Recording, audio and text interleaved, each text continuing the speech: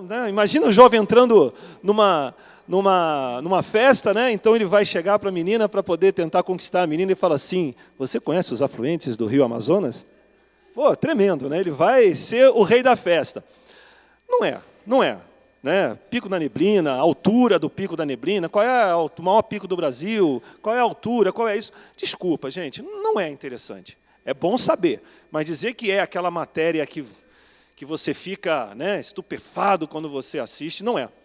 Mas interessante que é o professor que eu mais me lembro, sabe por quê? Porque ele começava toda a aula dele contando uma piada. Ele chegava na escola, chegava na sala de aula, e geralmente as aulas dele eram depois do recreio. Não faltava um aluno na classe, porque todo mundo sabia que ele ia começar a aula dele fazendo o quê? Contando uma piada. E sabe o que é mais interessante? Eu não me lembro das coisas que ele ensinou, pelo menos grande parte eu já esqueci. Realmente eu não lembro. Eu sei que o Rio Madeira é um afluente, mas do lado direito ou do lado esquerdo? Não sei, não lembro. Rio Negro, não lembro. A altura do Pico da Neblina, não lembro. Mas você sabe que até hoje eu lembro as piadas dele?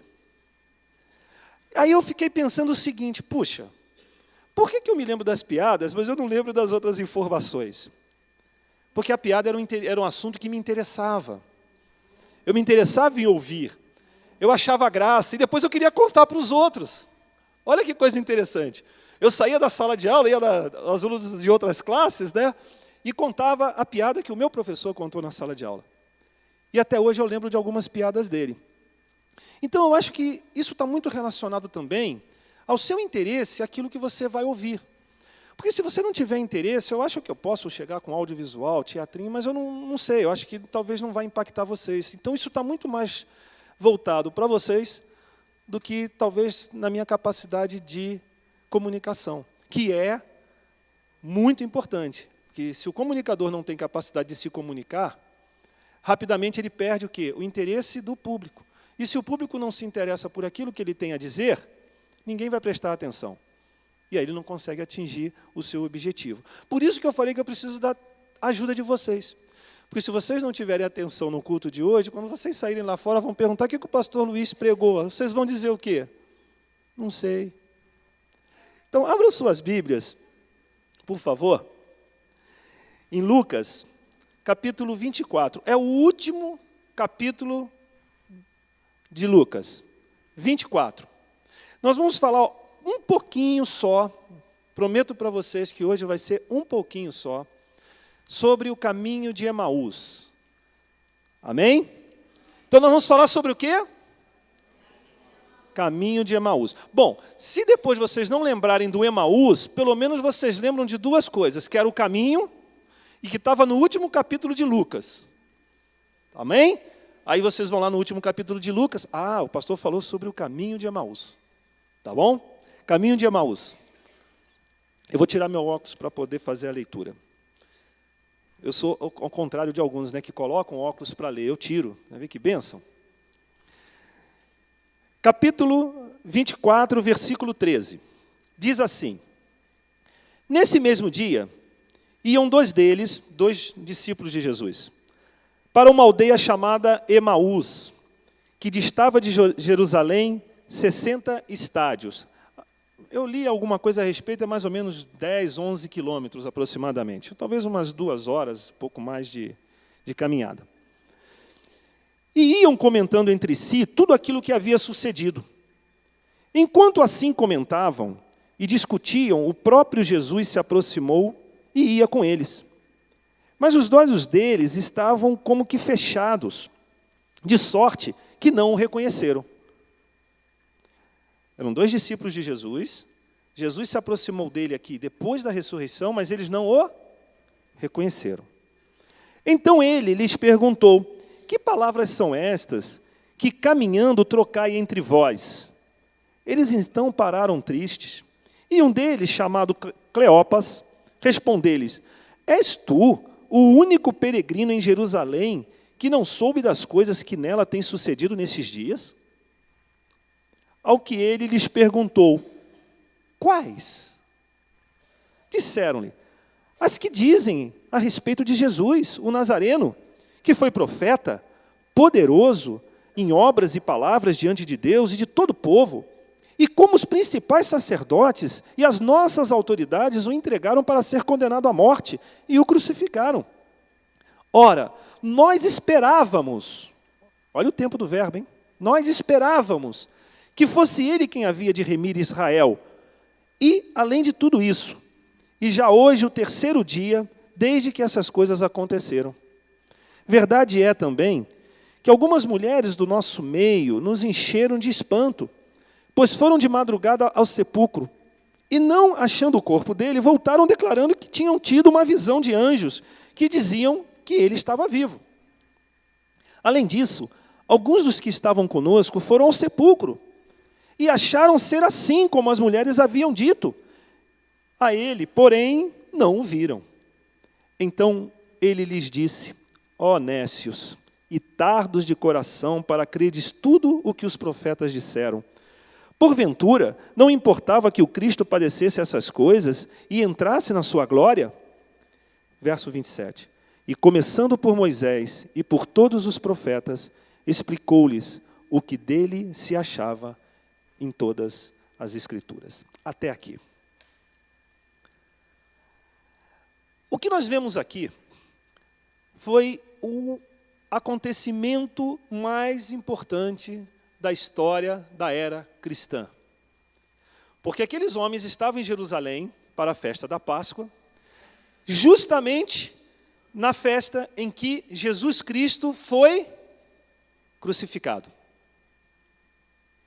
Eles esperaram lá 3 dias.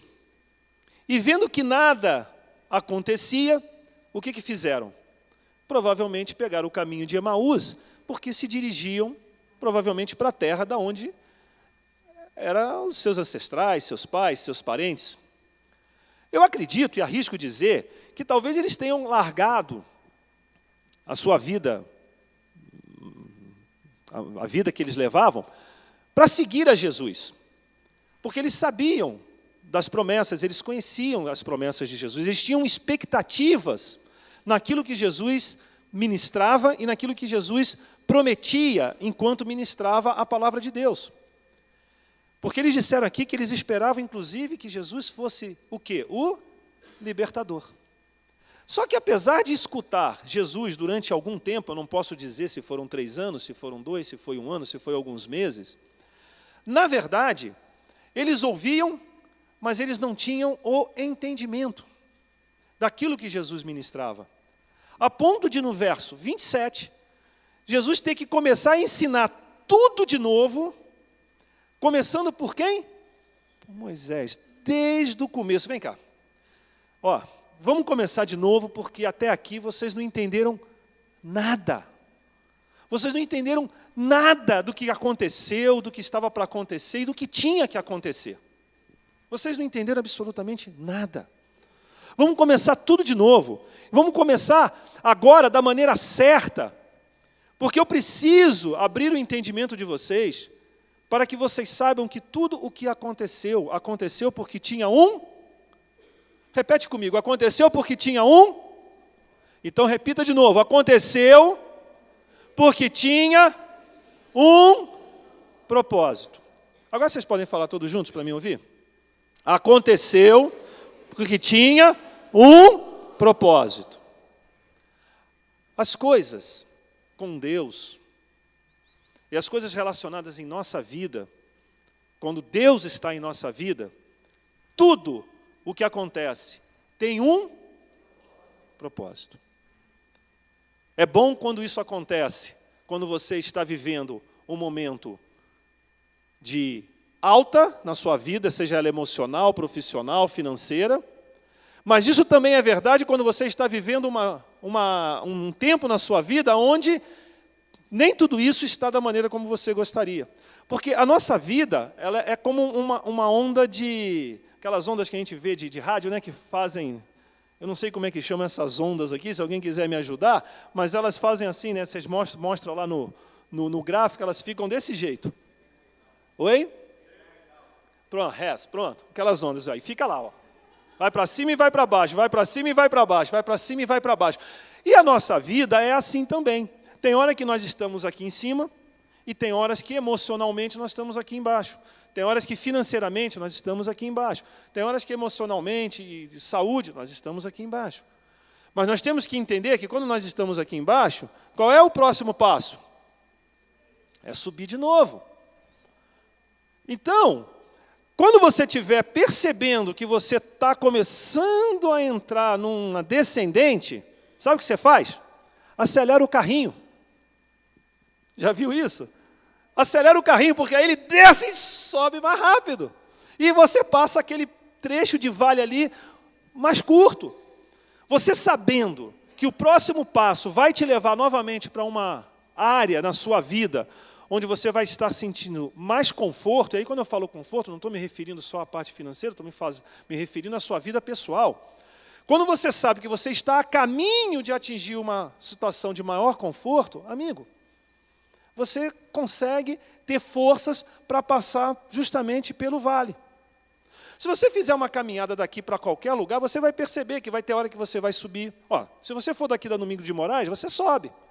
Só que para ir da Domingos de Moraes até a Imigrante, que fica lá embaixo, você vai fazer o quê? Vai descer. Não existe caminho só para cima. Se você tem que chegar em algum lugar, tem uma hora que você desce e tem outra hora que você sobe. Quem gosta de praia? Tem alguém aqui que gosta de praia? A maioria gosta de praia. Mas para você sair de São Paulo para ir para a praia, né, vamos começar a praia aqui, litoral norte. O que você faz? Você desce a serra. E você não desce com prazer? Porque você sabe que lá você vai encontrar o quê? Algo que vai te satisfazer, que vai trazer satisfação para a sua vida. Então, se você tiver a consciência de que tudo que acontece na sua vida, seja bom ou não tão bom, tem um propósito. É algo que vai acontecer, que precisa acontecer para te levar a uma posição melhor do que a sua posição anterior. O ruim é que isso significa caminhar e nem sempre por uma estrada sem engarrafamento. Já tentaram descer a serra para Santos numa época de festas, Carnaval, Ano Novo, Natal? Não desanima. Tem pessoas que ficam 12 horas na estrada só para descer aí a Imigrantes. Não é verdade? Desanima. Mas se a pessoa tem um propósito de chegar lá para se encontrar com seus amigos ou com seus familiares, alguns pegam e voltam. Outros insistem e chegam. Ou saem mais cedo, ou saem um pouquinho mais tarde, mas vão chegar lá também. Esses homens tinham recebido de Jesus uma série de promessas.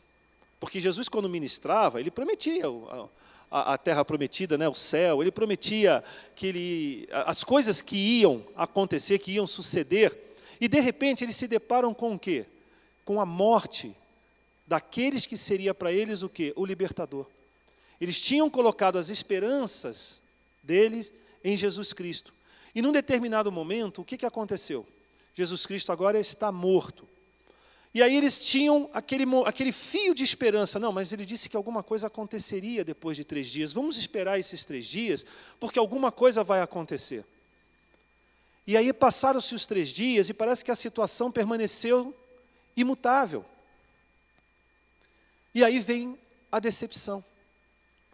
Puxa, mas tudo aquilo que eu esperava, tudo aquilo que havia sido prometido para a minha vida, agora, olha o que acontece. Amados, a decepção é o primeiro passo para a depressão. As pessoas acham que a depressão vem por conta da tristeza, né, de uma série de... Mas eu acho que a decepção é um fator determinante para as pessoas entrarem num estado de depressão. Sabe por quê? Porque a decepção quebra na sua vida um paradigma de esperança. Eu vou tentar explicar de alguma maneira mais clara para vocês entenderem. Tá? Pegam 2 jovens que começam um relacionamento. Pode acontecer de um jovem se apaixonar mais rapidamente do que o outro. Pode acontecer. Pode até acontecer de um jovem se apaixonar e o seu parceiro ou a sua parceira não corresponder à mesma intensidade daquela paixão, daquele relacionamento. Pode acontecer de você começar se sentindo envolvido naquele relacionamento, se envolvido naquela paixão, naquele amor, começar a fazer planos na sua vida envolvendo o outro. Mas esses planos, muitas vezes, ficam apenas no seu coração, porque você ainda não sente liberdade para compartilhar aqueles sonhos com a pessoa pela qual você se apaixonou. E, de repente, num motivo qualquer, por um problema qualquer, aquele relacionamento é quebrado, porque você não era correspondido da maneira como você sonhava que você seria correspondido. E na hora que você tem aquele relacionamento quebrado, aquele relacionamento partido, e você se sente sozinho, junto com aquela separação, vem toda a quebra daqueles sonhos que você já estava sonhando. De todos aqueles planos que no seu coração, na sua mente, você já estava desenvolvendo. Sendo que aquela pessoa não havia nem participado dos seus sonhos, não havia te prometido absolutamente nada, você não havia compartilhado com ele nenhum daqueles momentos. Mas vem uma decepção tão grande no seu coração, que a partir daquele momento você começa a ter até dificuldade de se relacionar novamente. Isso acontece muito com jovens. Por que eu estou falando isso nesse momento? Porque eles viviam um relacionamento com Jesus, onde eles tinham, dentro do coração deles, sonhos para as suas vidas junto com Jesus. De acordo com aquilo que Jesus havia prometido, eles estavam esperando que Jesus implantasse o seu reino. Só que eles não tinham entendimento que o reino que Jesus estava querendo semear era um reino espiritual e não um reino político. Não pode ter passado pela cabeça deles, poxa, na hora que Jesus for o rei, eu vou estar aqui do lado dele, eu vou ter uma posição. Pode ter passado ou não? Pode. Eu vou ter uma posição ao lado do novo rei. E quem não quer ficar ao lado do rei? Principalmente naquele tempo, quando ser rei não é como hoje ser um presidente. O rei mandava mesmo. Não tinha, né? Ele era juiz, ele era advogado, ele era tudo. O que ele falava, a pessoa tinha que se cumprir. Ser amigo do rei, puxa vida, era uma posição. Eu não estou dizendo que era isso, mas eles citaram aqui que ele era o que viria remir Israel, ia nos libertar. Olha só, então eles já tinham focado a vida deles em função daquilo. Você às vezes é contratado por uma empresa, e a empresa te coloca lá oportunidades. Olha, você tem essa oportunidade, você pode chegar a esse cargo, você pode chegar a essa posição, e ela te coloca lá diversos degraus na empresa onde você pode chegar. E quem é que não entra na empresa já pensando em chegar no último degrau? Pode até não ser o presidente, mas uma diretoria. Você entra com esse pensamento. Quem não entra numa empresa pensando dessa maneira, não vai chegar a lugar nenhum. Só que no meio do caminho, o seu relacionamento com a empresa vai tendo uma série de questões que vão trazendo frustrações, muitas para você, e não se engane, muitas também para o seu patrão. Porque assim como você esperava da empresa que determinadas coisas se cumprissem ou acontecessem, mesmo que elas não tivessem sido prometidas verbalmente, a empresa também espera de você algumas questões de rendimento, de produtividade, que às vezes você não corresponde. E aí você fica revoltado, trabalhando naquela empresa insatisfeito, se tornando um péssimo funcionário, reclamando todos os dias com a esposa que ficou em casa, como o seu dia é difícil na empresa, como o seu dia é ruim, e você não faz nada para que essa situação mude. Porque você tem duas escolhas. Ou você muda a sua atitude para se tornar alguém que realmente a empresa possa focar os olhos e vai então te dar a ajuda para você crescer, ou você sai dessa empresa e vai desenvolver ou um outro negócio ou vai para um outro emprego. Mas ficar naquela situação paralisado porque você se decepcionou com a empresa, vai te levar aonde? A paralisia não te leva a lugar nenhum. Eu vou dar um exemplo meu, pessoal, de uma situação que aconteceu comigo na empresa onde eu trabalhava.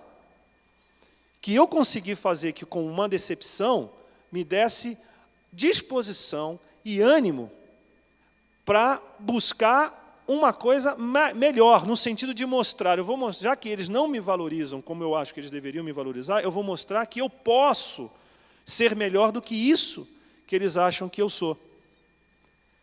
Quando eu trabalhava ainda na empresa, que hoje não existe mais, que era as lojas Arapuã, eu tive isso verbalmente prometido, que eu teria em 2 anos a posição de diretor na empresa. Eu fui pedir demissão da empresa porque eu estava insatisfeito. Olha a situação. Estou insatisfeito, vou sair. Fui lá, pedi demissão. Eles falaram, Luiz, não sai. Nós temos isso para você. Só que você não pode atingir essa posição de diretor, porque nós temos aqui uma outra pessoa que tem essa diretoria e que se aposenta daqui a 2 anos. Perdão, daqui a 1 ano. Ele se aposenta daqui a 1 ano. O nome dele era Sérgio Panceira. Ele se aposenta e você então toma o lugar dele. Mas eu não posso te dar essa posição enquanto ele ainda for diretor. E sabe o que era interessante? Ele era diretor da expansão de São Paulo e eu era gerente da divisão nacional de expansão. Ou seja, ele, sendo diretor, era subordinado ao meu departamento. Porque o meu departamento era a nível nacional. E todas as regionais se subordinavam a mim. Mas eu não podia ter o título de diretor. E eu queria. Era uma coisa minha, era uma conquista minha pessoal. Eu quero. E ponto. Daí a 1 ano ele se aposenta. O que eu fiz? Eu fui cobrar a minha posição. Olha, agora eu vim aqui cobrar. Pô, Luiz, mas você já tem o salário, você já tem as mordomias, você já tem tudo. O que está faltando? Está faltando o cargo. Eu quero. Eu ia sair da empresa, vocês não deixaram. E vocês me prometeram, então agora eu quero. E aí a conversa mudou de história. E eu fiquei extremamente decepcionado. Minha esposa se lembra como eu cheguei em casa naquele dia. Na Rebouças, eu vinha descendo na Rebouças reclamando com Deus, lógico. Com quem eu vou reclamar? É com Deus, né? O Senhor preparou o caminho e na hora que eu estou aqui para usufruir, o Senhor permite que isso aconteça. Porque a culpa sempre é de Deus, não é verdade? E aí sabe o que Deus colocou? Sabe qual foi a palavra de Deus no meu coração? Maldito é o homem que confia no homem. Porque eu já tinha aberto a minha empresa e eu não saí para abrir, para botar a minha empresa para funcionar, que foi aberta em 96. Por quê? Porque eu tive uma promessa e eu confiei. E depois eu quis culpar a Deus. Aí eu dei o troco. Eu voltei na empresa, falei, tá bom, já que é assim, estou indo embora. Não, mas não é bem assim, não. É dessa maneira, é desse jeito. Tinha uma irmã, que nós íamos num culto, uma igreja muito pentecostal, né? E o pastor pregava, e quando ele falava alguma coisa assim, ela gritava lá atrás, é desse jeito, Senhor! Eu nunca esqueci isso. Esqueci das pregações do pastor, mas aquela irmã, eu nunca vou esquecer da minha vista. É dessa maneira! Era gostoso ouvir isso. Porque é desse jeito, é dessa maneira. Ali Deus me mostrou que vale muito mais confiar nele, sem nenhuma perspectiva, do que confiar em promessas vãs de homens. Eu tenho certeza que tem gente aqui que já passou por situações parecidas em empresas grandes e que foram decepcionados. Agora, você não pode deixar que essa decepção te paralise, te coloque no caminho de Emaús e te faça voltar o caminho todo de volta, porque se você chegou a Jerusalém, o teu caminho agora de Jerusalém é só para o céu. Não é para voltar para a vida que você levava anteriormente. Não é para levar para aquilo que era do passado. Porque se você voltar para a vida que você levava no passado, essa vida vai te levar, sabe onde vai te levar essa estrada? A te afastar de Deus. Aquilo que vai acontecer nos últimos dias, que até os eleitos, até os escolhidos poderão apostatar da fé. Vai te levar a apostatar da fé. O caminho de Emaús vai te esvaziar de tal maneira, mas vai te esvaziar de tal maneira, que quando você chegar em Emaús, você já está vazio de Deus. Então, se você, meu irmão, estiver andando pelo caminho de Emaús agora, é hora de voltar atrás, é hora de voltar para Jerusalém, é hora de enfrentar a realidade, é hora de confiar nas promessas que Ele fez, é hora de confiar. Porque, veja bem, no primeiro momento eles olham na cruz e veem Jesus crucificado, morto. Qual será o sentimento que eles tiveram a ver o Cristo, aquele que eles confiavam, onde eles botavam todas as suas esperanças, de repente crucificado? Vou dar um outro exemplo, que aí as mulheres vão conseguir me ajudar. Né? Imagina não vocês, não vai acontecer com nenhuma de vocês, está amarrado, em nome de Jesus. Mas imagina uma pessoa casada há 20, 30 anos, né? De repente chega em casa e encontra uma outra pessoa dentro da sua casa. Estado de choque. Você olha e fala assim, como é que é isso? Depois de 30 anos, é o que aconteceu aqui, estado de choque. Eles olharam e falaram, ué, mataram Jesus. Estado de choque. Mas num segundo momento, eles falam assim, mas peraí, mas ele disse que no terceiro dia ele ressuscitaria. Então, vamos esperar. Aí, depois do estado de choque, vem o estado de quê? Esperança. Você tem esperança de que aquilo ali tenha sido uma miragem, não foi bem assim, deve acontecer alguma coisa que vai mudar essa situação.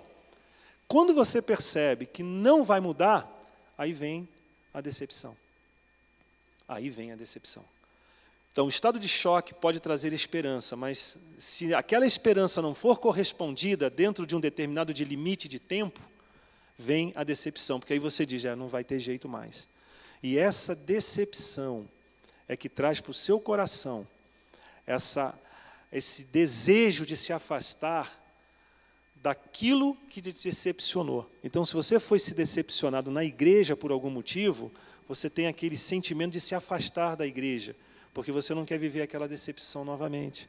Se foi num relacionamento, você não quer viver aqueles relacionamentos novamente, porque você sempre vai achar que aquilo vai voltar a acontecer. E assim sucessivamente. Então o inimigo trabalha muito nessa área na nossa vida. Você quer ver uma coisa interessante? Talvez você não tenha parado para pensar nisso. Mas os filmes que mais fazem sucesso hoje no cinema são filmes sobre catástrofe, não é verdade? Sobre destruição do mundo, sobre explosões, sobre descarrilhamento de trem. Esses filmes chamam a nossa atenção, porque existe um estudo americano, e isso é feito por psicólogos, de que a mente humana ela é mais suscetível a se lembrar de momentos difíceis e momentos ruins que você passou do que de momentos alegres e felizes. E isso é uma verdade. E agora eu vou falar com os maridos aqui, e eles vão falar assim, puxa, o pastor tem razão. Sabe quando você está vivendo um momento super bacana com a sua esposa em casa? Super legal. Está dando tudo certo, né? Faz um cafezinho da manhã, ela, puxa, que bacana, você diz para ela, te amo, meu amor, de manhã, antes de sair do trabalho. Quando você volta, nossa, que saudade que eu senti de você. E a esposa se sente, meu Deus, estou no céu. No primeiro momento ela fica até com um passo atrás. Eu falei, o que está acontecendo com esse homem? Mas depois ela até aceita. Puxa, como ele está gentil, ele está reconhecendo realmente o meu valor. Que bacana isso. Aí, de repente, você dá uma escorregadinha e fala uma coisinha, sabe, você estava ali meditando, ou assistindo um jogo, ou fazendo alguma coisa, e vem naquela hora, ela quer falar com você, depois eu falo, depois dá uma resposta assim, atravessada. Você pode acreditar, meu amigo, os últimos 30 anos vão passar na cabeça dela, e ela vai se lembrar até do que você falou para ela que deixou ela triste quando vocês namoravam. Vai perseguir você o resto da vida. Ela não vai lembrar de nada que você fez durante a semana, nada. Mas o que você fez há 30 anos atrás, que magoou ela vai lembrar e ela vai falar para você. Ela vai falar.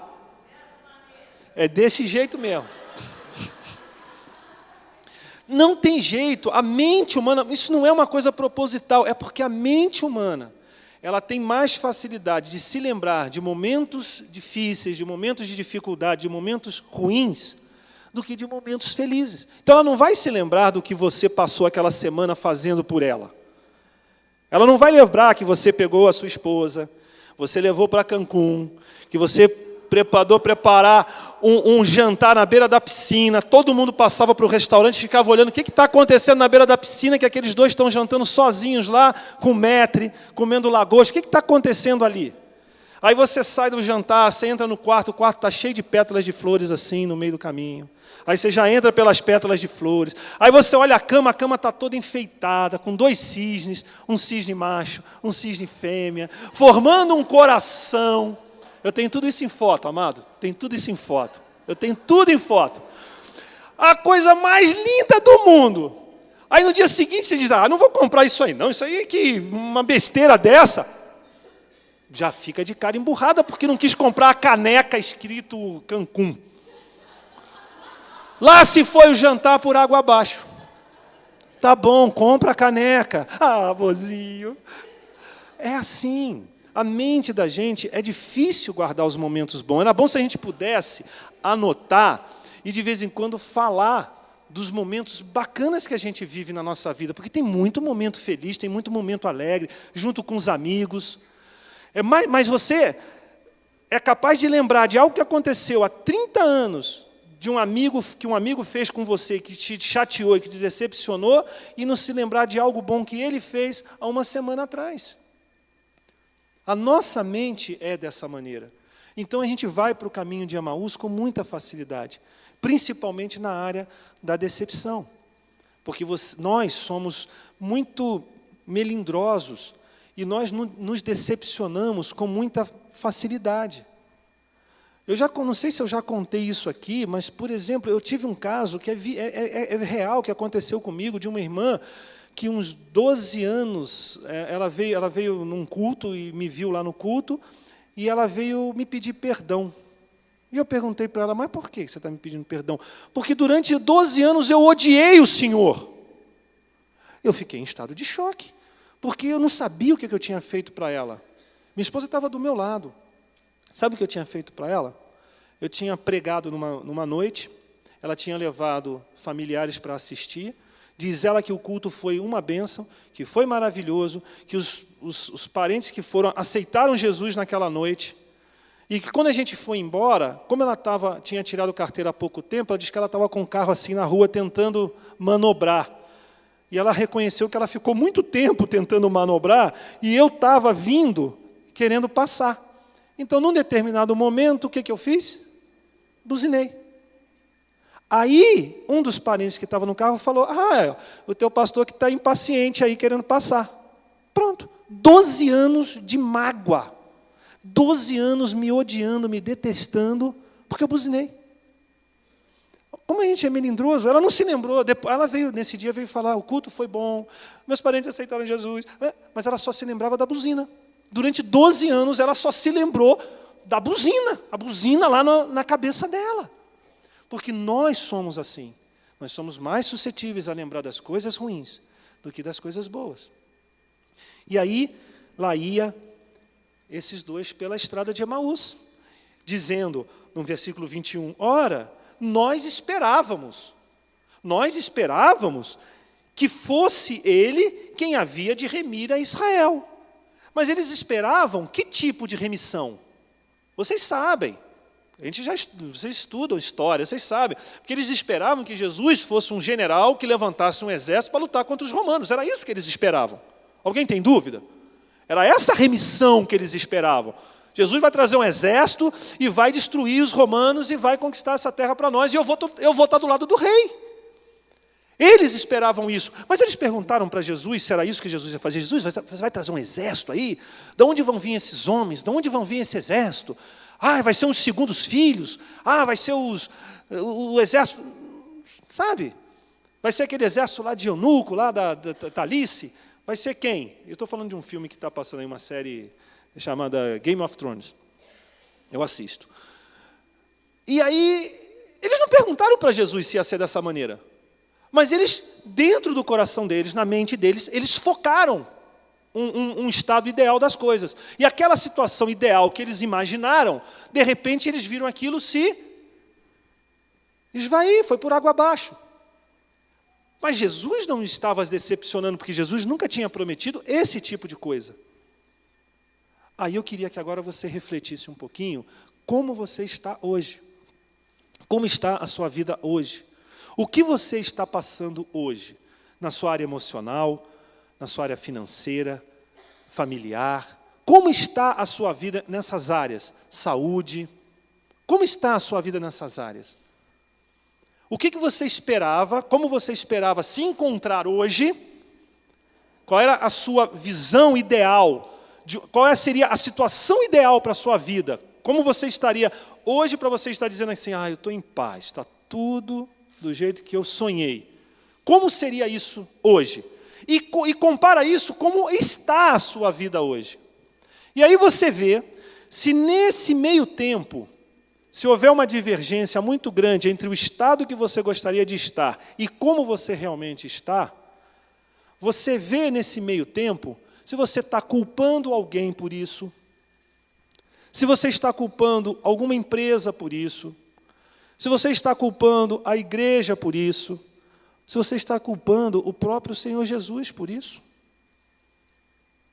E aí você faça esse mesmo exercício e pensa, bom, mas para mim chegar aqui, eu queria estar aqui e eu estou aqui. Qual foi as escolhas que eu fiz nesse caminho? Quando eu fiz essa escolha, eu perguntei para o pastor, eu perguntei para Jesus, eu orei a respeito, eu tomei a minha decisão. E como é que foi? Porque agora eu estou aqui, mas eu queria estar aqui. Mas como é que foi a minha tomada de decisão aí no último ano, ou nos últimos 3 anos, ou nos últimos 10 anos? Qual foi a minha tomada de decisão? Como é que foi? Quem eu envolvi para discutir isso? Compartilhei a situação em casa com a minha esposa, com meus filhos, chamei minha esposa, chamei meus filhos, olha, estou pensando em fazer assim, estou pensando em mudar isso, estou pensando em fazer aquilo, ou tomei a decisão sozinha? Porque na hora que as coisas dão errado, você quer culpar todo mundo, menos a si. Eles tinham a expectativa, sem nunca isso ter sido prometido para eles. Talvez as expectativas deles estivessem até certas, mas os motivos que os levaram a se decepcionar é que estavam errados, porque eles estavam culpando as pessoas erradas. Porque mais difícil do que você sair desse estado de decepção é você reconhecer que foi as suas escolhas pessoais que te levaram até lá. Eu tenho um amigo que ele costuma dizer para mim assim, Luiz, a gente nunca deve ter pressa para fechar um negócio. Sabe por quê? Bons negócios sempre aparecem. Esse negócio de que a oportunidade é um porco e ele está sujo e na hora que ele passa você tem que agarrar, porque se você perder aquela oportunidade, quem anda com Jesus não é assim. Desculpa, amados, isso é coisa do mundo. Isso aí é tomar decisão precipitadamente. As coisas de Jesus não vêm na forma de um porco enlameado. As coisas de Jesus vão sendo colocadas na sua vida, ponto a ponto, e você vai discernindo, e você vai vendo, poxa, é Jesus que está operando, nossa, isso aqui é uma oportunidade, é Deus que está abrindo essa porta, agora eu vou orar para ver se eu devo ir para cá, se eu devo ir para cá, e aí você vai com cuidado para você não errar, porque na hora que Jesus botar a porta, o inimigo vai colocar outras do lado e vai tentar te confundir. Aí você vai abrir uma porta e vai ter um banquete maravilhoso. Você diz, nossa, aquela porta ali é de Jesus. E às vezes não é aquela. Então você tem que ter estratégia espiritual. Buscar a Deus naquele momento para fazer a escolha certa. Amigos, eu podia testemunhar de coisas que já aconteceram na minha vida e vocês diziam assim, nossa, Luiz, mas como é que você conseguiu discernir? Eu consegui discernir, eu e minha esposa, com o joelho no chão. Porque até mesmo quando eu abri a minha empresa, que eu ia começar a trabalhar, eu tive uma proposta irrecusável de uma outra empresa para ir trabalhar. Veio junto. E no momento que era o pior momento para abrir aquela empresa, era aquele ano de 97. Porque foi uma crise que deu parecida com a de 2008, aí, que parou tudo, ninguém trabalhava, ninguém fazia obra, ninguém fazia mais nada. E foi um momento difícil. E aí veio uma proposta que só podia ser de Deus, porque era tudo o que eu queria. Mas não era o que Deus tinha. E sabe o que é mais interessante? No primeiro ano da minha empresa, você fala assim, nossa, então ele seguiu o caminho certo, tomou a decisão certa, abriu a empresa e BUM! Foi quase isso mesmo, quase que BUM mesmo. Porque depois de 1 ano, eu queria fechar a empresa, eu queria procurar emprego, porque eu não aguentava mais de tanta luta que foi. Mas sabe por que teve luta? Porque era de Deus. E aí houve a perseverança, houve a insistência, e principalmente, presta bem atenção nisso, se alguém perguntar alguma coisa para você lá, o que foi o culto? Você vai dizer assim, não lembro, mas eu lembro que o pastor falou uma coisa. Falei, o que ele falou? Confiança. Você precisa confiar que você está tomando a decisão certa e que você está no caminho do Senhor. Olha, eu vou falar uma coisa aqui que pode beirar a heresia. Presta atenção. Pode beirar a heresia. Pode. Não é heresia. Mas se você ouvir rapidamente colocar fora de contexto, vão dizer assim, nossa, o pastor Luiz subiu no púlpito da CCJ para pregar heresia. Eu arrisco dizer que se a sua confiança em Deus for inabalável, você pode tomar o caminho errado e Deus vai abençoar. E sabe aonde eu me baseio para falar isso? Num homem que era um traste, que era um enganador, Jacó. Porque quando Jacó foi para a casa de Labão, ele falou no caminho uma coisa interessante. Ele falou para Deus, Deus, se o Senhor me abençoar, se o Senhor fizer, se o Senhor me progredir, se o Senhor... E foi falando, foi fazendo um voto com Deus. Eu vou fazer isso, vou fazer isso, vou fazer isso. E ele chegava lá, ele tomava a decisão certa, o Labão ia lá, trocava. E aí, quando o Labão trocava, ele continuava submisso, ele podia não aceitar. Falava, não, nós combinamos isso aqui, meu amigo, é isso aqui que vai valer. Nós somos muito assim, né? Combinado não sai caro. E não tem isso, não temos muito isso, o combinado não sai caro. Tem que valer o que está combinado. Ele não brigava com a autoridade dele. O sogro chegava lá, não, olha, agora não vai ser mais assim não. Agora vai ser assado, agora tem que nascer rosa para poder ser sua. Se nascer branco, preto, vermelho, qualquer cor, é minha, mas se nascer rosa, é sua. Você tem dúvida que ia nascer rosa? Porque Deus estava no negócio. Então podiam trocar o contrato do jeito que fosse, porque Deus ia fazer o quê? Ia abençoar, porque é o sobrenatural de Deus que age. Então se você tem uma confiança inabalável de que Deus está naquele negócio, de que Deus quer aquilo para a sua vida, que você está no caminho certo, você vai chegar a um resultado positivo. Então foi um ano de muita luta, mas finalmente nós chegamos a um resultado positivo no final de um ano. E a empresa está aí já há 20 anos. Mas teve perseverança, teve luta. Não é fazer como esses dois. Olharam na cruz, bom, foi enterrado, vou esperar 3 dias. Ah, não ressuscitou. Não, mas estão dizendo que ele ressuscitou, as mulheres viram. Ah, poxa, mas será mesmo? Olha, os apóstolos foram lá e viram que realmente o túmulo está vazio. É, mas eles viram o Senhor? Não, ainda não viram o Senhor. Mas estão dizendo que ele ressuscitou. Ah, sei lá, ressuscitou, não ressuscitou.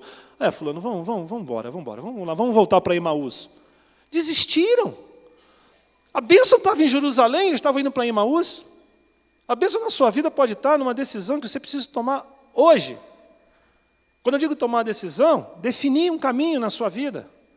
Definir se é aqui que eu continuo, tenho que mudar, tenho que fazer. Hoje, você precisa buscar isso diante de Deus e saber o que Deus quer para você. Se a sua preocupação hoje, o que está trazendo você aqui e que está perturbando o seu coração, for algum problema familiar, hoje é o dia.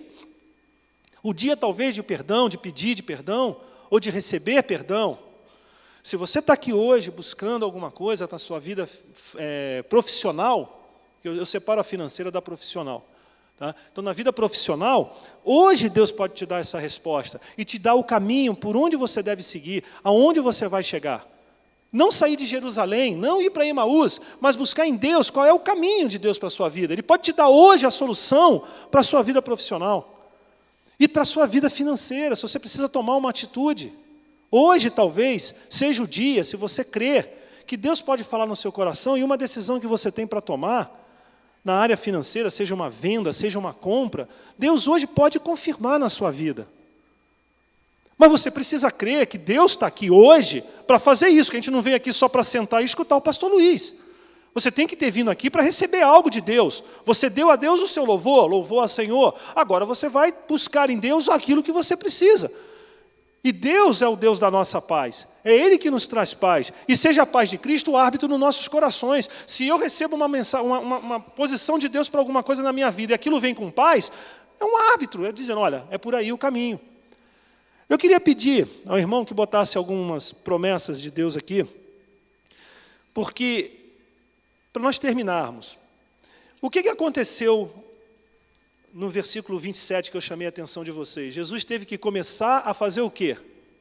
A ensinar novamente. E diz que teve que começar a ensinar da onde? Desde Moisés. Teve que ensinar tudo de novo. Aí eu for na Bíblia e eu vejo lá, porque todo que é nascido de Deus vence o mundo. E esta é a vitória que vence o mundo. A nossa?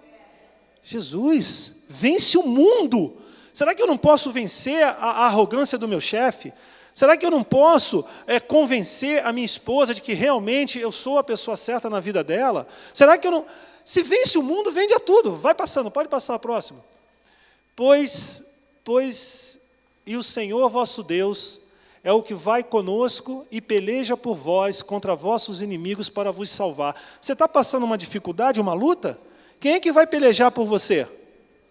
Eu podia dar um testemunho da minha vida para cada versículo que tem aqui.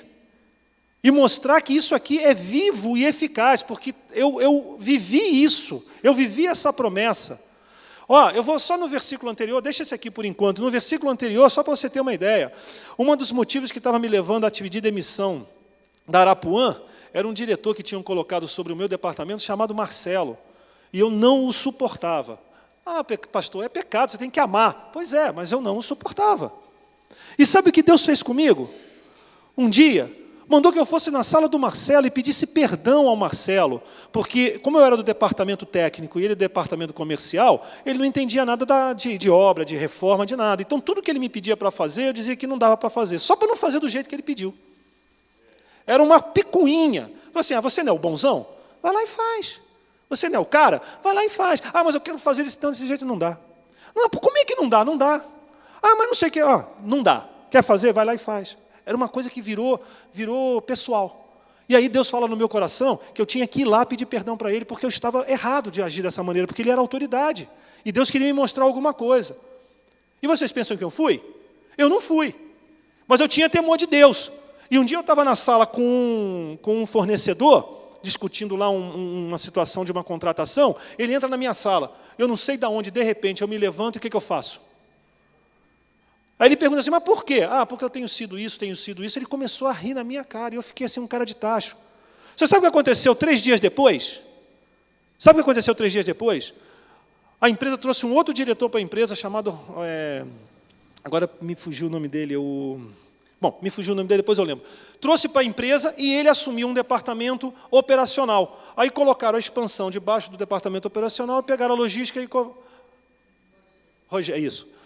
E botaram o departamento sobre o outro diretor, que era um amigão meu, uma pessoa que eu amava. 3 dias depois que eu pedi perdão ao Marcelo, o Marcelo foi tirado da autoridade dele, porque Deus só queria usar esse homem para me mostrar uma coisa. Eu não precisava lutar contra o Marcelo, Deus é que luta. E na hora que eu aprendi a lição, ele foi simplesmente sacado do departamento e colocado outro. É assim que Deus faz as coisas. Que diremos, pois, a estas coisas? Se Deus é por nós... Vocês já ouviram isso na igreja alguma vez? Alguém já ouviu? Ou é coisa nova aqui para vocês? Já ouviram? Passa outra aí. Também determinarás algum negócio e ser-te-á firme. E a luz? Esse aqui foi onde eu tomei coragem para montar a minha empresa. O irmão liga para mim e falou assim, eu estava orando sobre se eu montava a empresa e saía da Arapuã ou não. O irmão liga para mim e falou assim, Luiz, olha, acordei de manhã, fui buscar o Senhor me deu essa palavra e disse que é para ligar para você e te dar essa palavra. Aí ele pegou e falou, lê Jó 22, 28. E eu li essa palavra. Também determinarás algum negócio e ser-te-á firme, e a luz brilhará no teu caminho. Eu tinha determinado que eu ia ter a minha empresa. E Deus estava dando um recado para mim. Eu vivi cada uma dessas promessas de Deus, amados. Cada uma delas. E vocês conhecem, eu tenho certeza que vocês já viram isso na Bíblia em algum momento. Aonde ficou isso? Deixaram em Jerusalém para pegar o caminho de Emaús? Esquecer de tudo e e voltar atrás? Posso todas as coisas naquele que me fortalece, mas você crê nisso? Você crê que você pode mesmo? Eu não vou nem falar, né? Não precisa falar mais o quê? 1000 poderão cair ao teu lado, 10.000 à tua direita, mas tu não serás atingido. Teve uma irmã numa igreja, tá? A empresa dela estava quebrando, estava falida, ela estava 3 meses sem salário. Na tua igreja, pastor João Luiz. Ela ia todo dia de semana, toda sexta-feira lá no culto, pedia oração e a gente orou por ela durante um tempão, porque a empresa realmente estava quebrando e ela não recebia salário, ela estava com a carta de despejo e ia ser despejada. Ela continuou fiel, porque Deus falava, seja fiel, continua, fica firme. Ela continuou fiel, ela continuou firme. Foi aquele caso que eu contei para vocês, de que, de repente, a empresa fechou um grande negócio. Ele tinha uma casa que ele tinha construído para a filha que ia casar, e aí a filha, como de repente a empresa ganhou muito dinheiro, ele pôde comprar um outro apartamento para a filha, pegou essa funcionária e botou dentro daquela casa para morar de graça, porque ela trabalhou para ele quase 5 meses, sem receber um tostão, mas não abandonou o trabalho. Isso é fidelidade. Ela foi fiel, ela confiou em Deus, contra todas as... E ela saiu da casa que ela estava sendo despejada para ir para uma casa muito melhor, que Deus preparou através do patrão dela. Está aqui, ó. Caíram, muitos caíram, porque aqueles que não confiaram saíram da empresa e depois viram a empresa prosperar novamente. Deus limpou a empresa, talvez, quem sabe, porque tinha que ter gente fiel lá dentro. Vai em frente. E todas as nações vos chamarão bem-aventurados, porque vós sereis uma terra deleitosa, diz o Senhor dos Exércitos. Uma vez eu e minha esposa estávamos passando no Bom Filhole, passamos em frente assim para fazer uma curva, paramos no sinal. Uma irmã viu a gente dentro de um Audi, o que ela gritou do outro lado, Ju? Nossa, da onde vocês como é que vocês recebem tanta bênção? Lembra disso? Perguntou assim, vocês ganharam na loteria? Porque elas viam a providência de Deus na nossa vida, viam a prosperidade e não sabiam de onde vinha. Na igreja, as pessoas chegaram a perguntar para mim, na igreja onde nós frequentamos, lá no comecinho da nossa vida cristã, lembra, irmã? Eu perguntava, chegou a família abençoada, porque nós chegamos lá com essa menina com 1 aninho de idade doente, né? E 1 ano depois nós estávamos andando de carro zero e ela estava curada. Família abençoada. Por quê? Porque Deus é fiel naquilo que promete. Vai em frente, meu querido. Dar-te-ei os tesouros das trevas e as riquezas encobertas, para que saibas que eu sou o Senhor, Deus de Israel, que te chamo pelo teu nome. Eu não vou falar aqui de parte financeira, porque eu sei que muita gente entende, às vezes, de uma outra maneira, e às vezes até com uma certa soberba. Mas o que eu posso dizer é que o meu coração nunca penetrou no meu coração, nunca os meus olhos viram, nem os meus ouvidos ouviram o que Deus fez na nossa vida. Se me contassem isso há 10 anos atrás, eu ia dizer assim, mas eu não preciso de tanto, eu não preciso disso. É isso que eu iria dizer. Tá? Tal é a fidelidade do Senhor quando Ele quer abençoar alguém que crê e que vive a sua vida segundo as suas promessas. Ele tira riquezas encobertas, da onde você nunca sonhou que pudessem chegar nas tuas mãos, e Ele te entrega. É assim que o Senhor faz. Pode ir em frente, meu querido. Jesus, fixando neles o olhar, respondeu aos homens, é isso impossível? Mas a Deus, tudo é possível. Eu não sei qual é a situação que você chegou aqui hoje. Eu não sei se você já estava até chegando em Emaús, já pronto para entrar na cidade de Emaús. Mas eu quero convidar você hoje, em fé, nessa promessa de Deus, de que você volte atrás e volte para Jerusalém. E volte aos pés da cruz. Porque isso aí você vai viver na sua vida também. Tem mais alguma ou acabou, meu irmão? Tem mais uma? Verdadeiramente Ele tomou sobre si as nossas enfermidades e carregou com as nossas dores. E nós o reputávamos por aflito, ferido de Deus e oprimido. Ele carregou. Eu saí, por 2 oportunidades, eu saí de casa com a minha filha com 39 graus, orando por ela, e cheguei no médico, ela sem 1 grau de febre sequer. Essa menina tinha tanta fé, que quando ela ficava doente, ela falava, eu não quero ir no médico, pai, ora por mim. E aí eu tinha que ir exercer a fé dela, porque na minha eu queria correr com ela para o médico. Pai, mãe, isso aí, entre a fé e o amor do pai e da mãe, você fica, não, entre o certo e o duvidoso, deixa eu vou orar, mas vou levar no médico. É assim que o pai e uma mãe responsável age. Ora e depois leva. Mas a fé dela era tão grande que eu falava assim, amém, filha. E eu orava. E ela ficava boa. Mas pela fé dela, eu confesso que era mais pela fé dela do que pela minha. Mas é isso, Ele carregou sobre si as nossas doenças, as nossas enfermidades. Isso não quer dizer que você não vai ficar doente? Vai. Mas isso quer dizer também que você, através dessa doença, você pode experimentar o sobrenatural de Deus. Vai em frente. Eis que lhe trarei a ela saúde e cura, e os sararei, e lhes manifestarei abundância de paz e de segurança. Amém. Vai em frente, pode ir mais uma. Acabou. Amém.